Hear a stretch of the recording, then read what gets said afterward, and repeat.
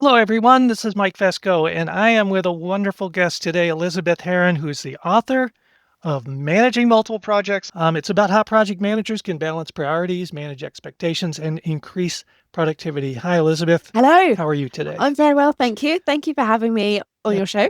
Oh, you are most welcome. Hey, you know what's really cool about this book? If I can get it in the camera the right way. Um, First of all, it's the second edition, and that's one of the questions I'm going to ask you about. But this is a really catchy cover. Oh, thank you. When I first saw you, I think on LinkedIn, you were talking about how it was ready to come out or it was in a pre-release or something. And then I said, well, I'm going to be looking for that. And the reason I said that is because I manage multiple projects, and I thought if somebody's written a book about this, I've got to be able to learn something. So thank you for that.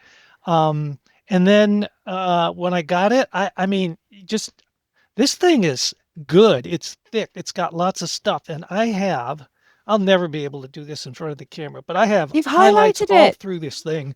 Yeah, with stuff I can learn. Oh, So wow. anyway, enough of my book handling. So the first question is, I know this is the second edition, and I'm going to keep looking at you, and I should be looking at the camera. So I've That's got to get okay. used to doing this. This is the second edition. The first edition was obviously very well received. What made you want to write a second edition? Well, to be honest, the publisher got in touch with me and said, let's do a second edition. Um, and I thought, yes, actually, it is about time. And often books are out for a while and then you have to Yeah, wait for a second edition. But actually, I wrote the first yeah. edition probably just before the pandemic. So it came out um, Oh, in the first few months of lockdown, from what I remember yeah, back in the day. It yeah, was all a bit of a blur, wasn't it? Those few yeah. years.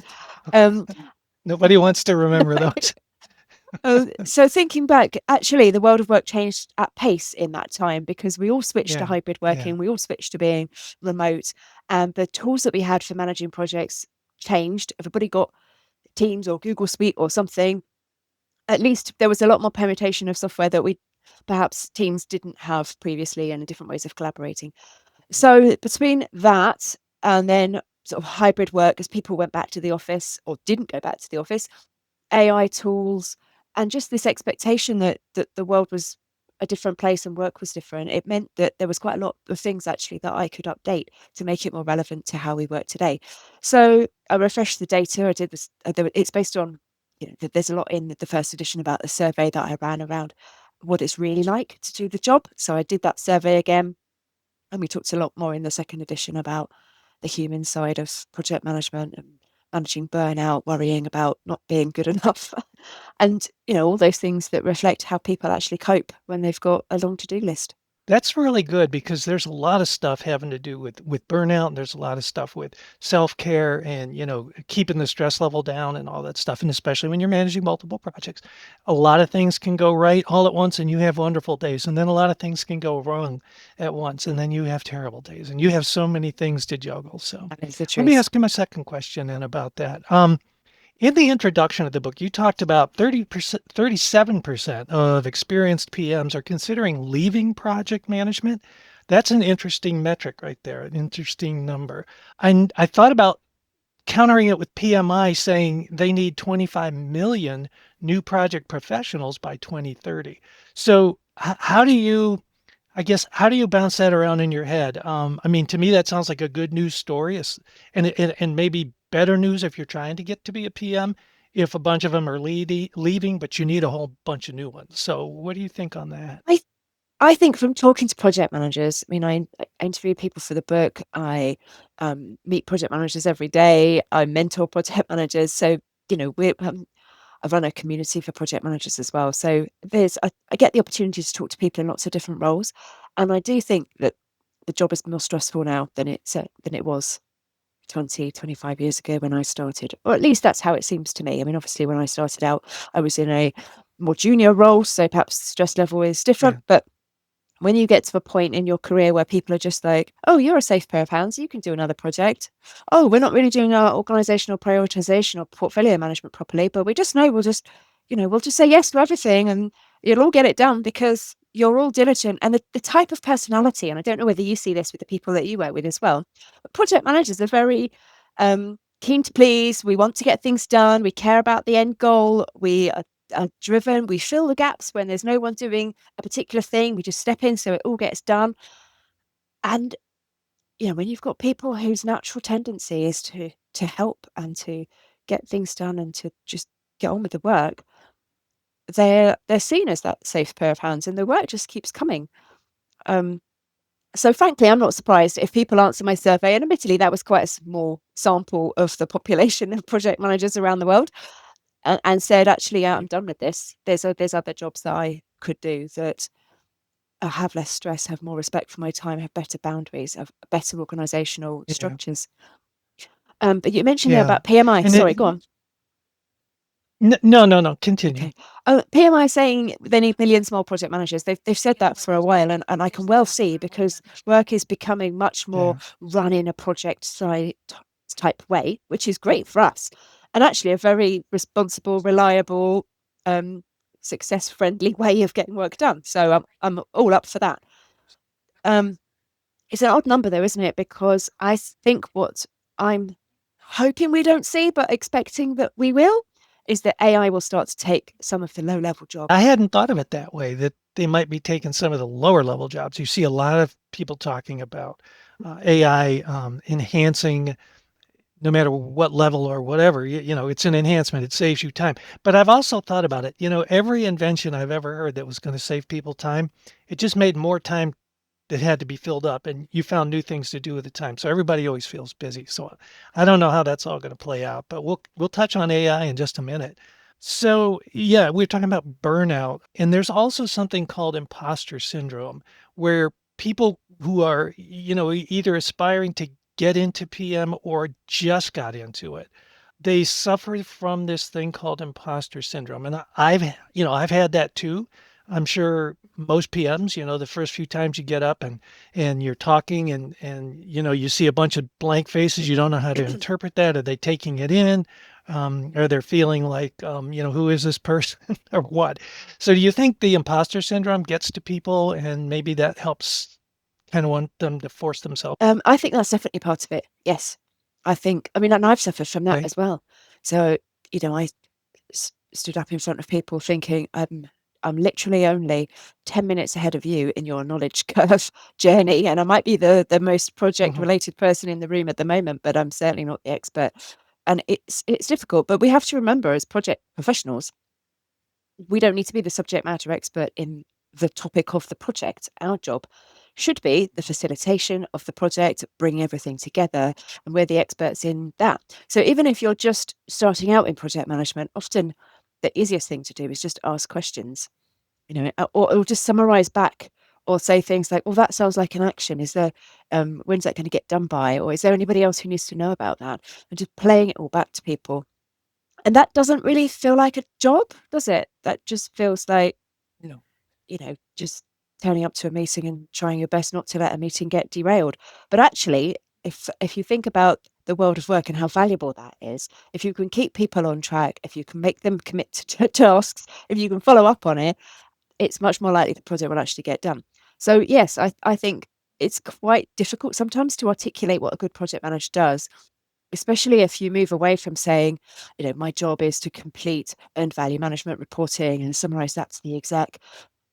When you're talking about stakeholder engagement and soft skills, to try to put that into words, to say, oh, well, we didn't have a conflict because I rang this person and then I chatted to that one, then I sent this person a screenshot. You think, really? Is that all I've done all day? But actually, you've diverted a huge crisis and now everything's back on track. So yeah. Yeah. The thought that communication is 90% of the PM's job, I've seen that repeated, and I've also seen variations of that, but it's always around the 90%. And the things that you just talked about, really were forms of communicating. If you ask a question, and even if you have imposter syndrome and you feel like you're nervous, the questions that are spinning through your head, those are the kinds of questions that actually could and should be asked a lot of times, Definitely. because closing the loop on any gap is good, right? Oh, absolutely. The more that you can help people make decisions, the more you advance things, the more you ask the awkward questions about What's going to happen if Yeah, that goes wrong, or what does it mean if you can't get it done when you say you're going to, because that might delay the next person in the chain. All of that, we need to get it all out in the open so these things can be talked about and planned for. very good, very good. Now on page 4 of that good thick book, and we're only on to page 4 now, but I did skip around a lot. You've put sticky Um, notes in it and you everything, haven't you? mentioned yeah, I actually I took all the sticky notes out, but I should have left them in for effect. But there's lots of yellow highlight in there. On page 4, you mentioned several tips in handling workload, and one is managing processes. So why is that? What is that, and why is that important? I think, and again, I don't know about people who are listening to this, but it's certainly something that I've struggled with. And a lot of what I put in the book was things that I've had to learn the hard way. Um, is that a lot of processes within project management are not codified. So if you think about PMBOK 8, the PMI's latest guidance and their 40 processes, great, there's lots of stuff in there, Yeah. but it's quite Mhm. generic, high level, dare I say, and it's not specific to my workplace. So if I want to get something approved, or if I want to prepare for a steering meeting, what are the things I have to go through? So I think every Right. decision that you don't turn into a system, or every set of tasks that you don't have a checklist for, because you have to think about it. And I am now at the age where I don't have the mental capacity to have all of this stuff in my head anymore in the same way that I did when I Yeah. was, 25 with no kids. So anything Yeah. that's checklists, templates, standard ways of working just makes your life easy. And when you're juggling multiple projects, you don't have a lot of time to try and think about, oh, what did I do when it was financial reporting for the last month end? Because I only do this process once every 4 weeks. The more we Yeah. can put it down in a standard way of working, it just helps us be more efficient. Okay, that makes sense. So that's more of a personal workload, the way people work. And I know that there can be, organizational processes, and you need to do it this way, and it makes sense. It all falls in line with the cogs of that big gear. But each person then has a personal workload that helps them get through things. And I can resonate with that. I know I do that a lot too. It's like it just works better for me to do the thing that needs to be done this way versus another PM who might want to do it a different way. So that makes a lot of sense.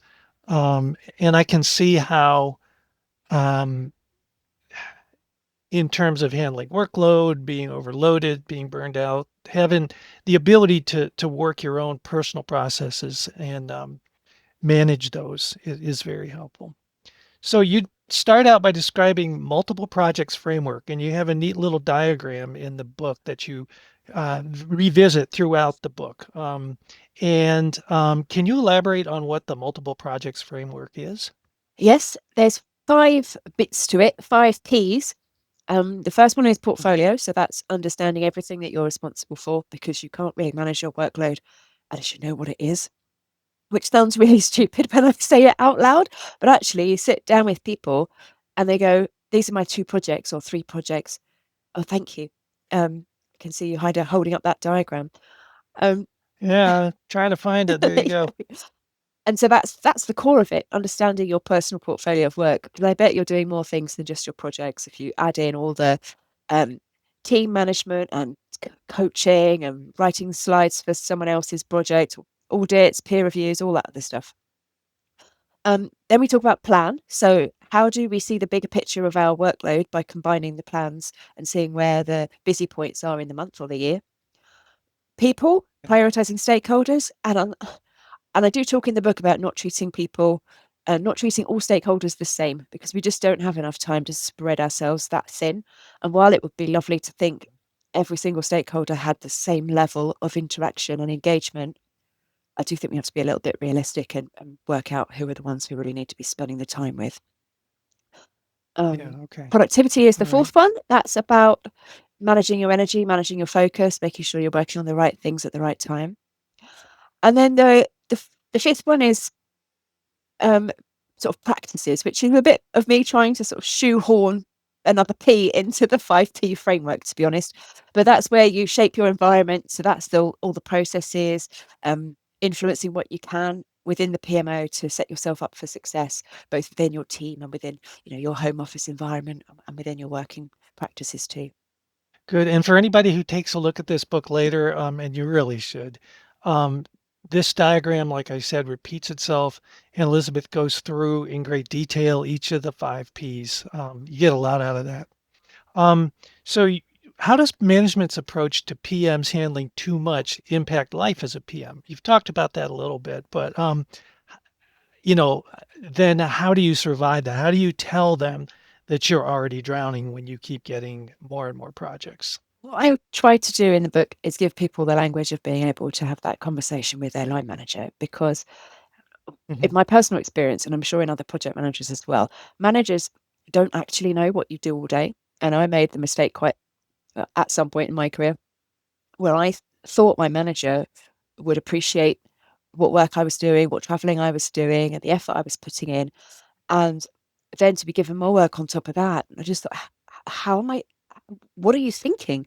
And it turned out that I actually don't think they were thinking at all, because it was my job to educate them on how much of my time was taking up being taken up by the work that I'd been allocated, and to provide better estimates and to communicate better about my workload. I wasn't doing any of that. So, these people aren't mind readers.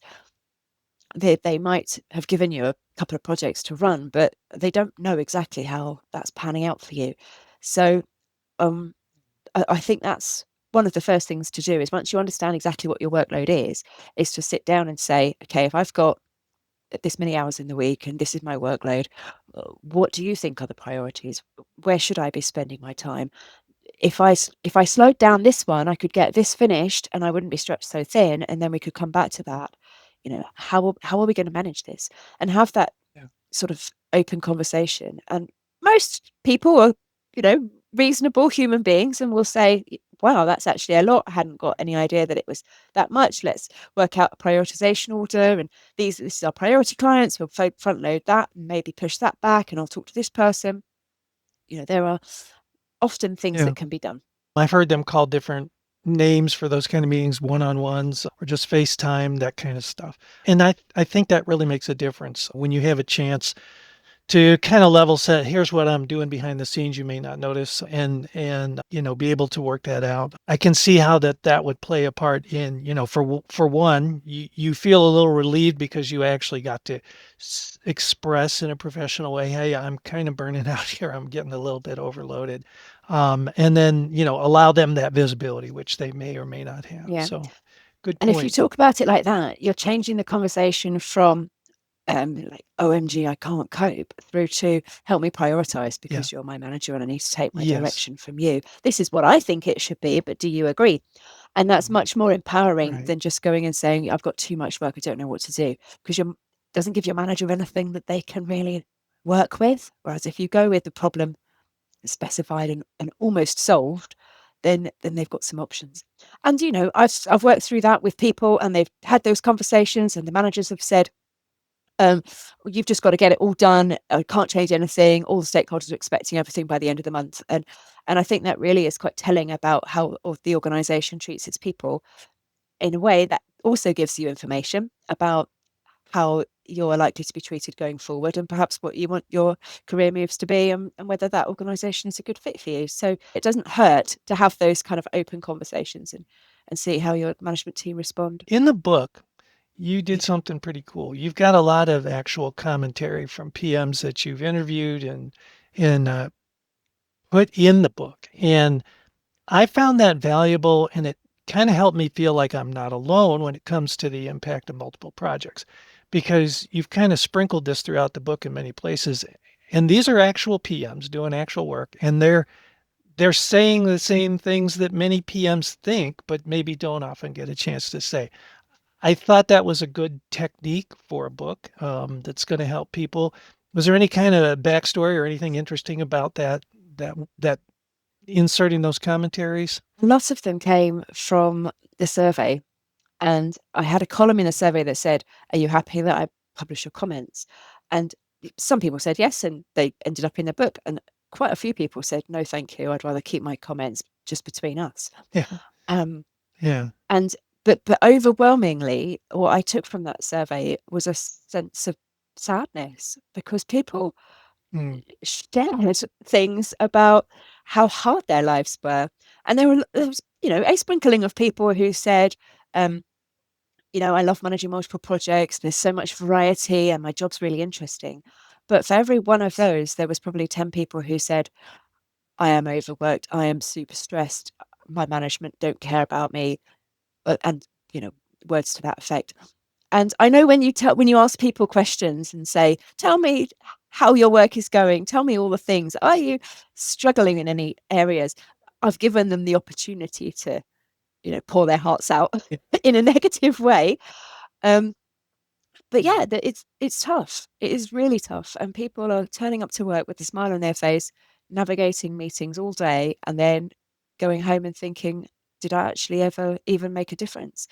So, Yeah. it's a Yeah. universal experience. And I suppose what I was trying to get to by putting in the little quotes, as well as it not having to just be me, talking at the reader all the time, like you've just said, Yeah. it's a sense of we're all in this together, whether you are as managing a zoo in America or whether you are doing civil engineering works in Australia or you're marketing digital project manager in the Middle East, we all Right. struggle with the same things.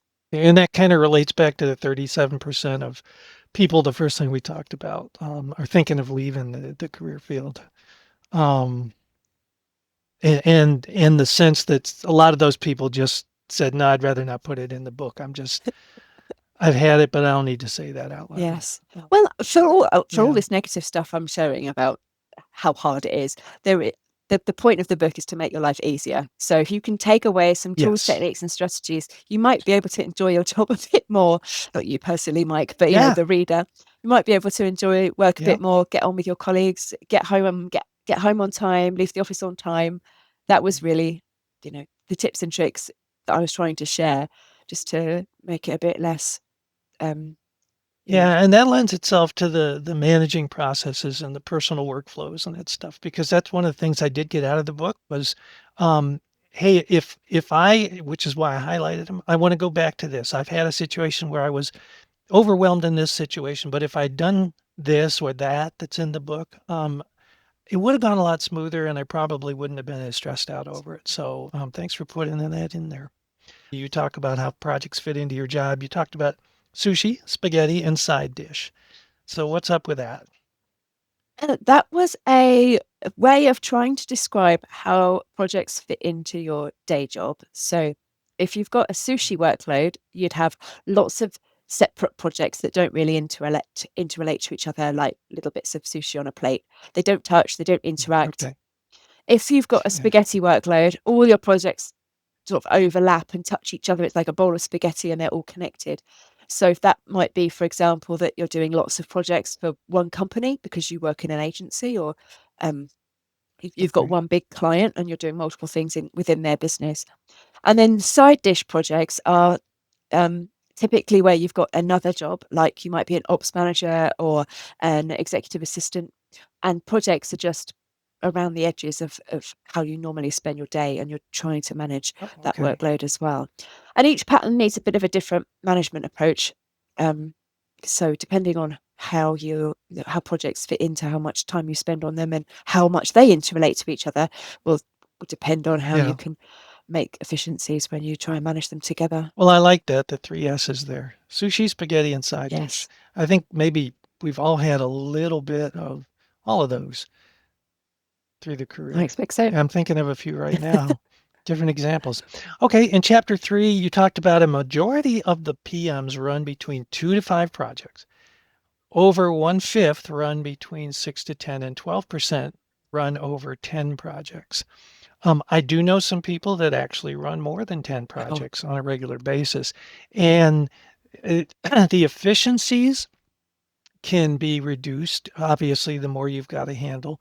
But then, if you can be really good at managing your processes and managing your workflows and don't get bogged down in a lot of minutia, things can work out. But I've often wondered, and I've looked up over the years, how much is too many projects? And I've always found that, 2 to 5, if you go to Reddit or Quora or any place where people are kind of speaking freely, you'll hear, yeah, I manage 5 and I can do it, but don't give me any more of that kind of thing. Is there any insight or any other things besides just those raw numbers that you found interesting or that people mentioned in some of the commentaries that you were publishing about the load with, 2 to 5 or 6 to 10 or over 10? I think what stood out for me is that the numbers are the same as the first time I did that survey. So the first time I asked people, Oh, I got exactly the same results, almost down to the same percentages. So it feels very stable in that there's very few people who just manage one project. That's not the norm at all. Uh, but people who manage more than 10 projects seem to be doing obviously much smaller pieces of work and often quite um, repetitive in that they have a repeatable process. So it might be that they go and install software for a particular client, or they might be doing telephony upgrades or something like that. And that's, they might have 5 or 6 of those, or for one client and then another 5 or 6 for another client, but they're quite templated initiatives. And obviously that's not the okay. case for everybody, but when you're trying to manage, upwards of 20 projects, often it feels more like that there's a almost BAU process to how those are put in place. So that's what stood out for me. But everything, all the projects are sort of different, aren't they? And you asked there about how many is too Yeah. many. I I Yeah. think that does depend on what they are and how priority they are, because you might be able to manage one really big high priority project and 6 or 7 tiny things around the edges of that. Right. But Right. 3 high priority, high strategic, high budget, high stress projects is probably too many. So it's so difficult to give you a definitive answer to how many is too many. But that's an interesting way of looking at it. And too many can show itself in many ways. Either you miss things every now and then, or in some ways, some days you will get so worn out and burned out that you'll kind of go, this is hard to care about this problem Mm. today. Let me put it off to tomorrow. I'll come back fresh. But then that's a day lost, that kind of thing. So I think it's important that people they rise to where they can rise, and that you have support, to be able to, again, go back to, like you said earlier, be able to talk to your manager and say, this is really getting to be difficult to handle this. And I think that communication opens up a world of understanding. So that's interesting, though. I'm glad you put those numbers in there because that confirms something I've heard, but it also added a new dimension to it for me. So, why is creating a portfolio framework, which you said is the center of the multiple projects framework, why is that important to gaining control? A portfolio framework. I think that, as we touched on earlier, it's often a lot of the work is invisible. And if it doesn't appear in your plans, or if it's the mentoring or the team facilitation that you're doing, or organizing the holiday lunch and things like that, then it takes up time. And that housekeeping, even doing things like timesheets or onboarding new members of staff, okay, we're not doing that all day, every day, but there is a percentage of our time taken up by that kind of admin of just being at work, and making that Right. visible really helps. So when you've got that portfolio view of these are my projects, these are my non-project activities, you can manage the trade-offs. So instead of trying to do everything, Okay. this whole idea of PM as hero, we swoop in and save the day. It's such an Yeah. outdated view. We should be behind the scenes, tweaking things, and if the project goes well, people will say, "Well, why did we need a project manager?" The flip side of that is, of Hmm. course, that if the project goes badly, they'll say, "You did a bad job, you project manager." So, Yeah. Yeah. you can't Yeah. win it all. Um, but when you've got that Yes. overview, you can have better conversations about what's a priority. So it's really just a prioritization framework. Okay. Here's an important point that kind of hit home. When I look back over all the places I've worked, all the jobs I've had, it says PMs undertake many tasks that are not actually project related and invisible to stakeholders. And in some ways that's necessary. I mean, you don't have to say, hey, look, I did this and this and this and this today. But a lot of times people and stakeholders don't understand that you are doing either because you have to or because you decided to take that on, things that are invisible. What impact does that have on, effectiveness and efficiency? Uh, And is there any kind of there's a downside just when you say the words. Well, is there a downside that, people might not be aware of? There's an upside to getting the project completed faster if you are Mm. filling in the gaps when there are gaps.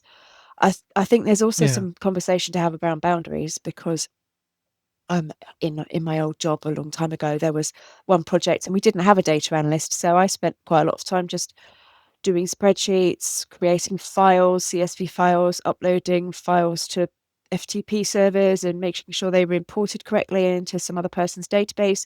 You know, stuff that very Right. much falls outside of the remit of what a project manager Right. traditionally does.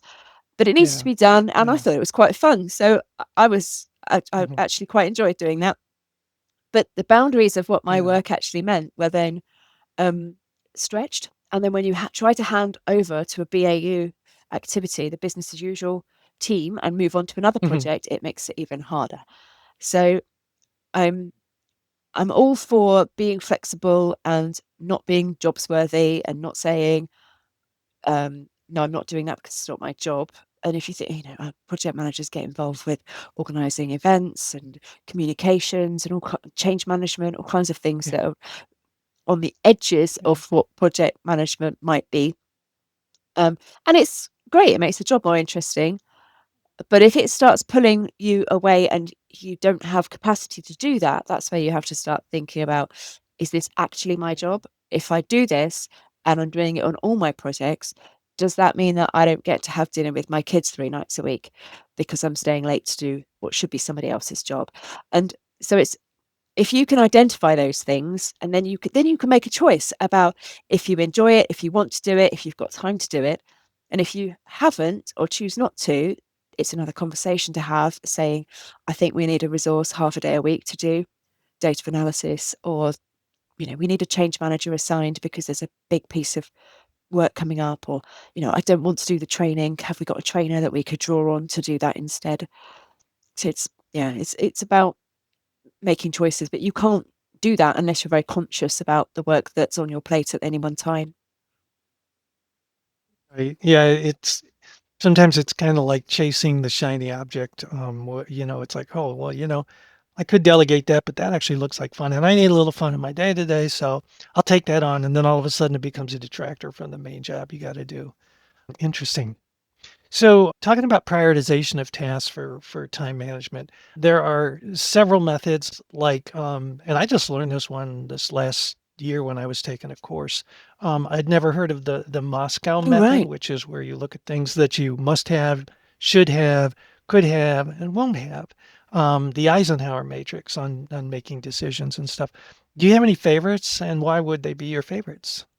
I don't really have any favorites. I don't think anyone is better than The any ones of that the work, others. right? It's just what works. So my go-to solution is I brain dump everything into a notebook because I'm still very old-fashioned and use pen and paper, and then I put stars next to everything I think is important. So that it's as low tech as I get. If it works, And often, yeah. if I'm feeling like there's a load of stuff and I don't even know where to start, I just pick something because doing something is better than doing nothing. And then maybe once I'm into the work, later on in the day, I'll have a better headspace to think about planning.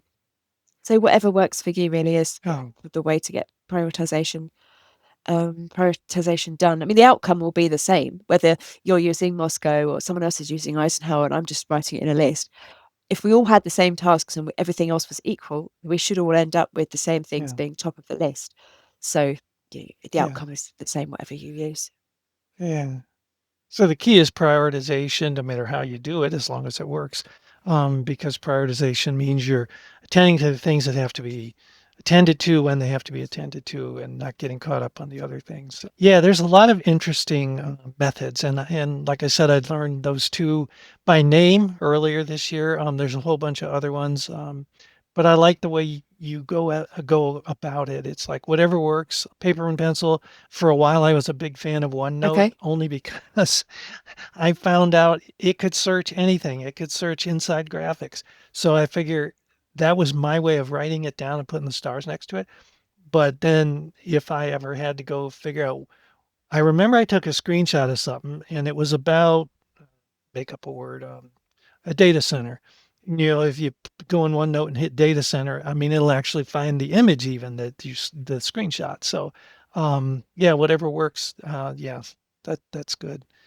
And this circles back to managing processes and your own processes for handling workloads.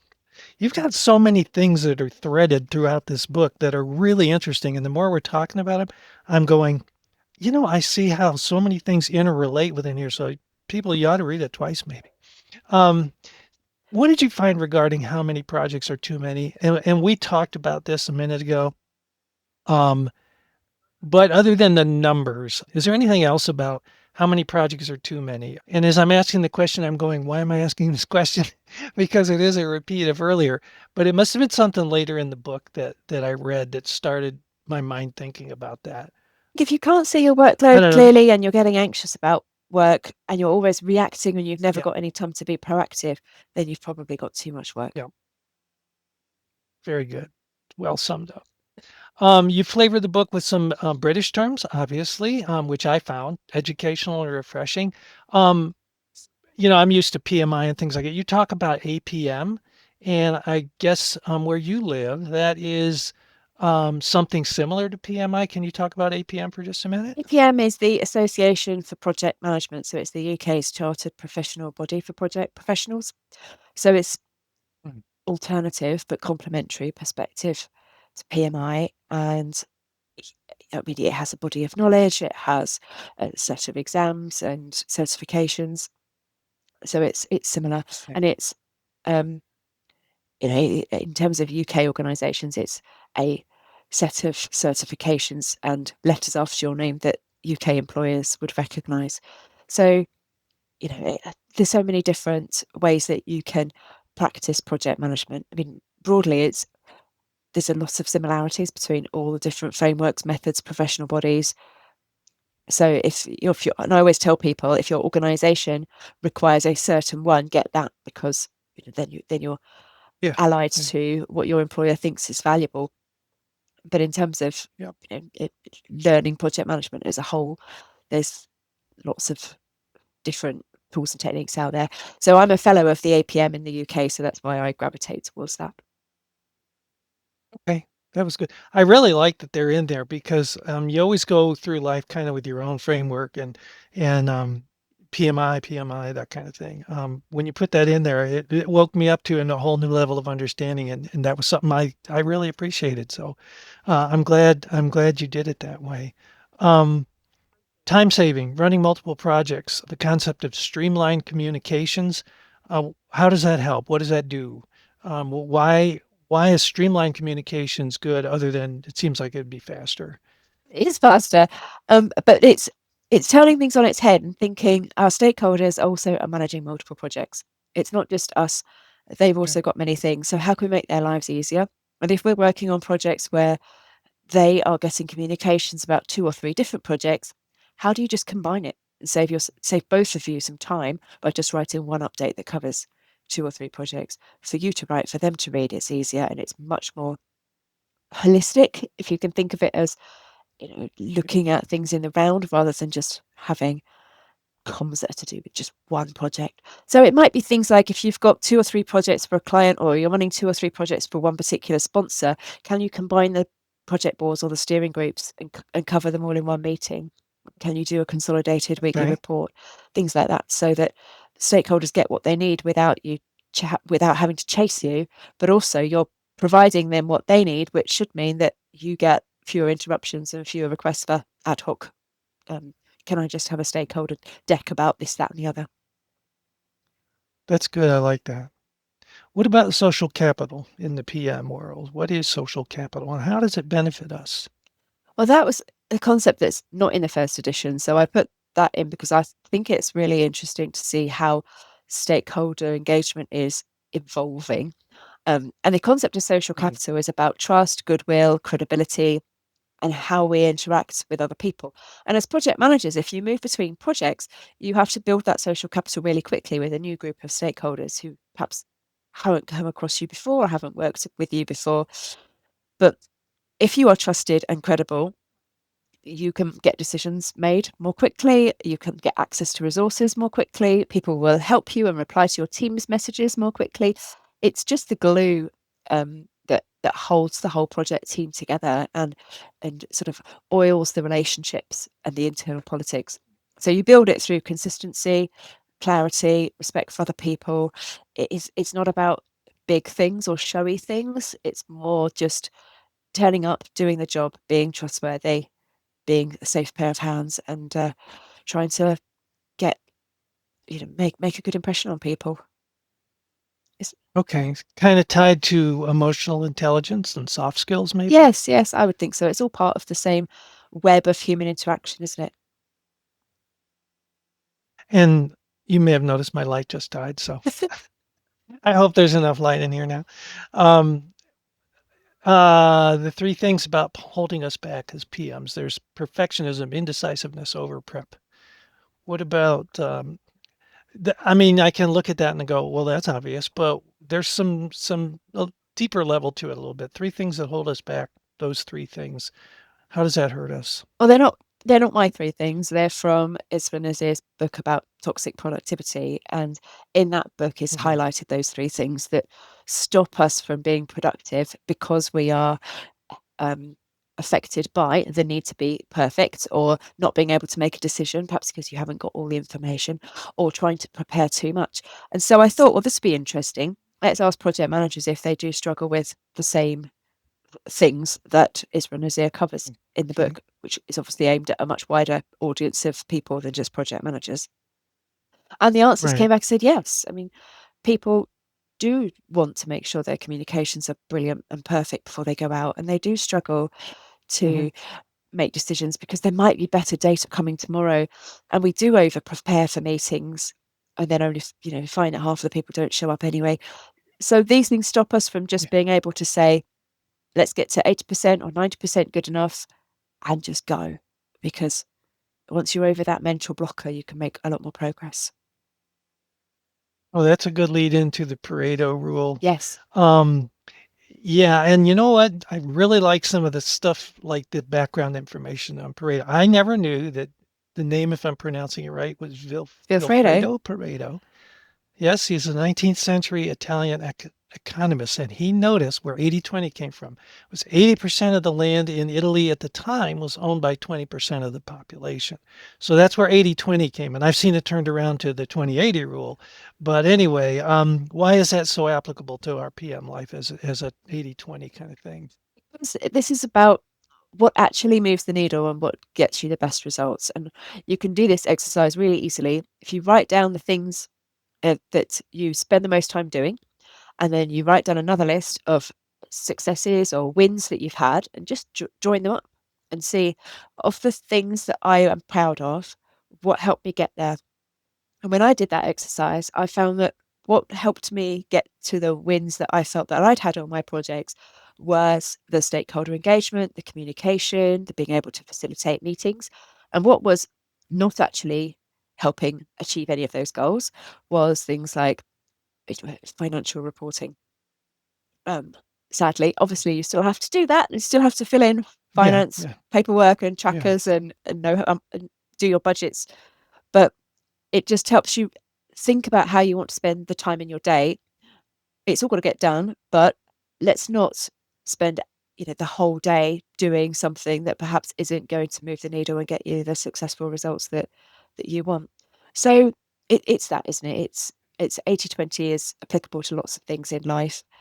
Multi-project work tends to punish perfectionism because we don't have time to do everything to the quality that we would like.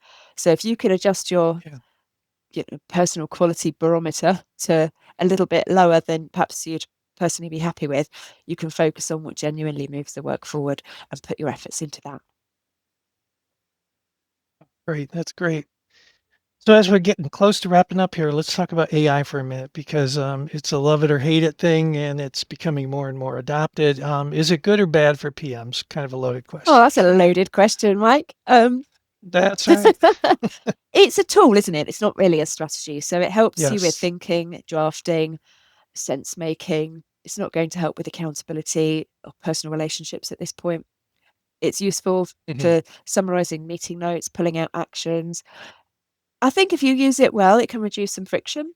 If you use it badly, it just adds noise and more complications. So what I was trying to do in the book is not predict the future with AI, because it's going to change so quickly that you wouldn't want to write a book about that. But it's got to Yeah. support human judgment. So I think if we're looking at it as a decision support tool or an analysis tool or something that helps ask you questions so that you can then provide a better outcome to your stakeholders, it definitely serves a purpose and has a place. So when it came out, let's just say a couple years ago, people started saying, "Oh, there's this thing called ChatGPT." Um, there's a lot of thing in organizations that say, "Well, you need to start learning AI. You may not like it, but it's coming. Just take it and learn from it." So then then as soon as you think you got it, and then it's like, "Oh, I remember." It was like, "Oh, hey, there's this thing called prompt engineering. Okay, I'll learn that." And then it was like, "Wait a minute. Oh, ChatGPT. There's something else now." And now it's like, Mid-Journey and um, Nano Bananos, Oh whatever yes, that's called. You know yes, what I I'm know the talking about. nano banana Um, one. it, yeah, and it's like, I mean, so now I've not only used it to, write things and clarify some writings. I've used it for, making music. I've used it for making images. And it's everywhere. And it's like it's a constant learning path. You have to keep up with it, or by the time you go and use something, somebody's going to go, "Why did you use that? Didn't you know about this tool here? It does it much better." It's like, sorry, I can't keep up. There's a lot to keep up You know, with, and you have to just it decide how is. much of that you want to spend on, how much of your life you want to spend keeping up. But it is going to become something that I think we all need to have a basic level of skills in. But the tools that you've just mentioned there, ChatGPT, Nano Banana, Midjourney, they're not necessarily tools provided by your company. And I think the shift is going to be Right. where we'll start to see AI built into the project management tools that we do, and organizations adopt Mhm. Copilot because it happens to come with the Microsoft suite in a bigger way, Right. Right. or another tool of their choice, but corporate sanctioned tools, because we run a huge risk at the moment of just uploading Oh yeah. data into tools that are not necessarily sanctioned. And there's this whole shadow Yeah. IT thing that's happening around the edges of corporate policy, which I think does present quite a risk. Yeah. That's a good point. Because there are a lot of people that aren't in environments that you hear them talking about how they used AI for this and ChatGPT for this. And it's like, to me, I always go, you realize there's a big risk there. Something, intellectual property, even if it's just an entrepreneur and a solopreneur kind of person. It's like you're throwing all your data out there for somebody else to learn from. I hope you don't throw something away that was too valuable. Yes. So yes, definitely the corporate sanctioned, Microsoft World kind of thing. That makes plenty of sense. So, um, quickly touching on chapter 8, and then we'll wrap up here. There was something about techniques and skills in that chapter. Why is governance needed? And I know it's an ethical framework for decision making, good practices and stuff. Why is governance important, and why is change management useful to a PM with multiple projects? I think that you're right. Governance is an ethical framework and it's helped with decision making, but we have it because if we don't, the risk is on us personally. And that feels quite career limiting. So, a governance Yeah. framework talks about who's making the decision, who signs things off, how do decisions get approved, what oversight is there. And it's not just all on you. And then when something goes wrong, it's Mhm. like, well, you failed personally. Someone Right. may well have failed, but it's the project manager is the guardian of that process and can document and ensure that the right Yeah. people are consulted. So I think Yeah. governance needs to be the right size. And I talk in the book about how you don't want necessarily to have loads of layers of governance if you're trying to do the same thing for multiple projects, because it can be quite bureaucratic. So right sizing it is important, Yeah. but as long as it does the job, then that's good enough. And change management falls into the same category. We need to make sure that our projects land well. And if you're getting multiple changes thrown at you as an end user or person who's receiving the deliverables of a project, it's a lot. And so the change management practices will help make sure that the value that you get from your project is actually delivered, and people don't go, oh, not another tool I have to learn, or I'll come back to that. I'm just going to carry on Yeah. doing it the old way until I've got my head around what they showed us last week, and then you won't get the benefit. So it's really important that we Mm. need to, realize that we're doing multiple projects. So are our stakeholders. So are the people who are receiving the projects, the outcomes, and it's just means that change is this big wrapper that makes everything work. So if you and it's all human impact, isn't it? If you understand the human impact of what it actually means for people when your project goes live, then you can start to tailor the way that you engage with them so that it's a success. As an organization, you get some of the value from all of the work that's been put in. Yeah. Oh, wow, that's cool. Well, let's show the picture again here, and let me get back to my camera so I know where it is. Just put it in front of my face. Well, I'm glad you enjoyed it. Managing Multiple Projects by Elizabeth Harrin, second edition. Really good stuff. I found a lot of real value in this book.